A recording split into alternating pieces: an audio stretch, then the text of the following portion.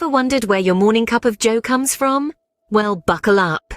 We're about to embark on a journey, retracing the steps of your beloved brew, all the way back to its roots.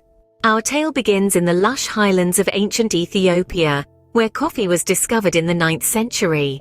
Legend has it that a goat herder named Kaldi observed his goats prancing about energetically after consuming the red berries from a certain tree.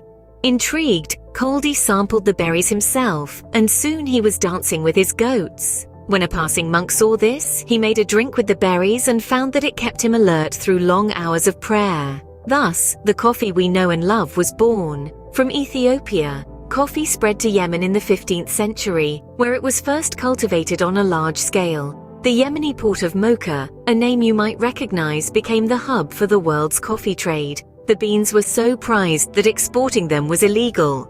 But a crafty Indian pilgrim named Baba Budan managed to smuggle 7 coffee beans strapped to his chest. This daring act led to the spread of coffee cultivation to India, defying the Yemeni monopoly. In the 17th century, coffee made its way to Europe, causing quite a stir. Some saw it as a bitter invention of Satan, while others hailed it as a welcome alternative to alcohol. Coffee houses sprouted like mushrooms, becoming hubs of intellectual discussion and business transactions. They were even referred to as penny universities, as one could buy a cup of coffee for a penny and learn more than in a conventional classroom. Through the Dutch and French colonial empires, coffee spread to the New World, reaching the soils of Indonesia, the Caribbean, and South America. Brazil, today's largest coffee producer, owes its coffee empire to a bit of romantic subterfuge, involving a French lady and an enamored Brazilian officer. So next time you sip your coffee, remember its long journey from ancient times to your cup.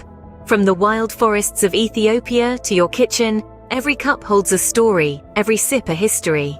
Did you know there are over 100 species of coffee?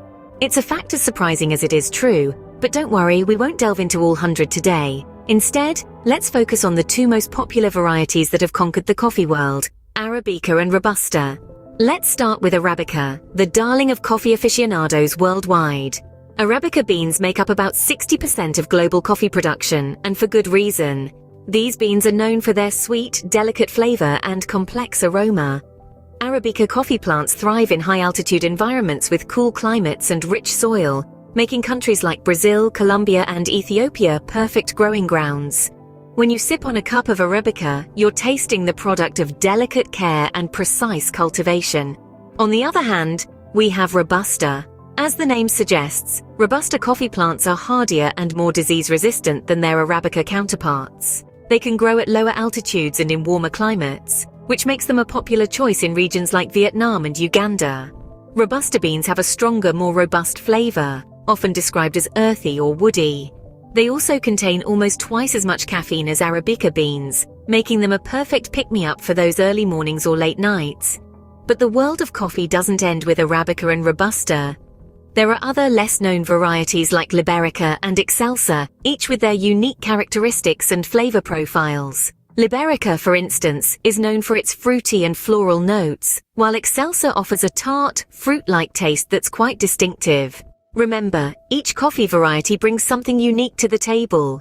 The bean's origin, growing conditions, and processing all contribute to the final flavor profile of your cup of coffee. So, next time you're savoring your morning brew, take a moment to appreciate the journey those beans have made.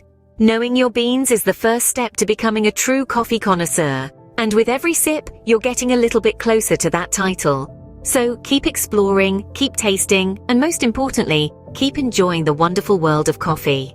So how do you transform coffee beans into a delicious cup of coffee? Well, the key lies in mastering the art of brewing. This process is a combination of science and artistry, a dance between precise methodology and sensory finesse.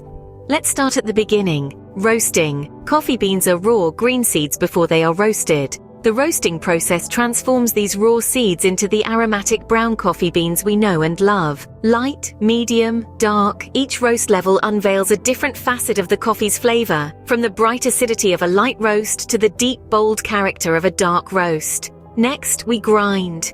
The grind size is crucial to the taste of your brew. A fine grind is perfect for espresso, while a coarse grind suits a French press.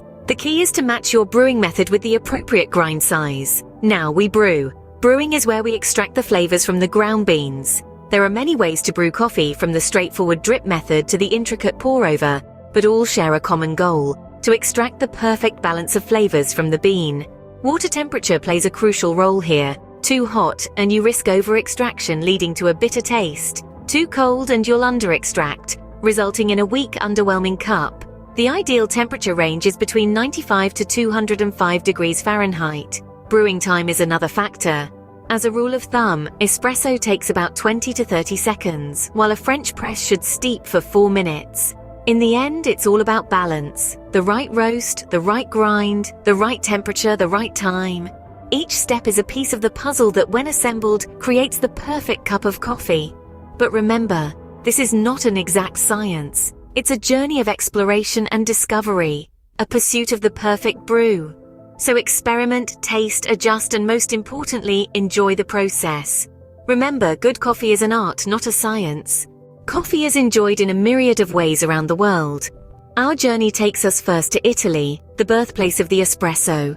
This concentrated brew, served in small amounts, is the base for many coffee drinks. Made by forcing nearly boiling water through finely ground coffee beans, it's known for its thicker consistency and robust flavor. From the espresso, we get the cappuccino, another Italian classic. This delightful concoction is traditionally 1/3 espresso, 1/3 steamed milk, and 1/3 foamed milk. The result is a rich and creamy drink with a smooth coffee base, topped with a cloud-like milk foam that your lips will love to meet. Next, we travel to the land of the latte. This popular drink consists of 1 or 2 shots of espresso topped with steamed milk. The latte is all about balance, creating a harmonious blend of strong espresso and creamy milk. It's a milder, milkier coffee experience, and it's the perfect canvas for latte art, where baristas showcase their creativity by creating designs in the milk foam. Hopping over to America, we encounter the Americano. Despite its name, this coffee style has its roots in World War II, when American soldiers in Italy would dilute espresso with hot water to replicate the kind of coffee they were used to back home. An Americano is essentially a diluted espresso, offering a lighter taste while still delivering a caffeine kick. But these are just a few of the countless ways coffee is enjoyed around the world. From the strong Turkish coffee brewed in a special pot called a chesve, to the sweet and creamy Vietnamese iced coffee made with condensed milk.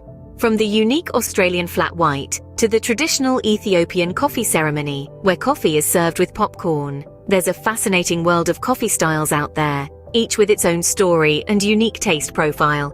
From Italy's espresso to America's drip coffee, there's a coffee style for everyone.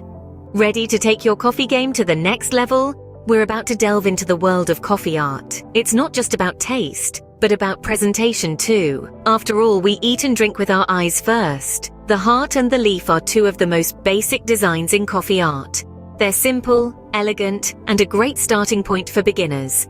Let's start with the heart. First, you'll need to prepare your latte. The key to a good heart design is the consistency of your milk. You want it to be smooth and velvety with tiny uniform bubbles. This is called microfoam, and it's what gives your art its shape. Now you're ready to pour. Start by holding your cup at an angle and pour the milk in the center of the espresso. As the cup fills, slowly straighten it and continue to pour in the middle. When the cup is almost full, shake the pitcher back and forth to create the heart shape. Then, lift the pitcher and cut through the middle of the heart to finish the design.